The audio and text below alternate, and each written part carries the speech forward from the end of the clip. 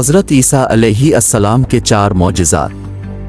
हज़रत ईसा अलैहि अस्सलाम ने बनी इसराइल के सामने अपनी नबुव्वत और मौजिज़ात का ऐलान करते हुए ये तकरीर फरमाई जो कुरान मजीद की सूरा इल इमरान में है। और रसूल होगा बनी इसराइल की तरफ ये फरमाता हुआ कि मैं तुम्हारे पास एक निशानी लाया हूँ तुम्हारे रब की तरफ से कि मैं तुम्हारे लिए मिट्टी से परिंद की सी मूरत बनाता हूँ, फिर इसमें फूंक मारता हूँ तो वो फौरन परिंद हो जाती है अल्लाह के हुक्म से, और मैं शिफा देता हूँ मादरजाद अंधे और सफ़ेद दाग वाले को, और मैं मुर्दे जिंदा करता हूँ अल्लाह के हुक्म से, और तुम्हें बताता हूँ जो तुम खाते और जो अपने घरों में जमा कर रखते हो।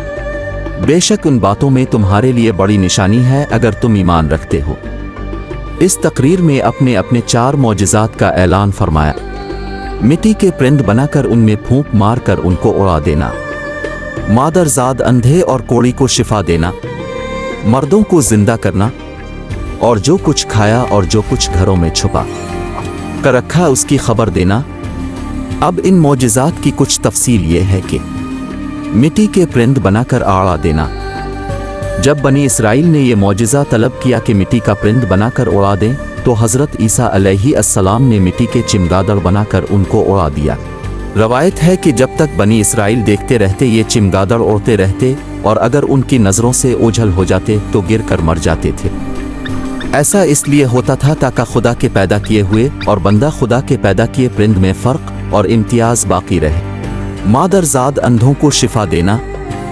रवायत है कि एक दिन में 50 अंधों और कोढ़ियों को आपकी दुआ से इस शर्त पर शिफा हासिल हुई कि वो ईमान लाएंगे।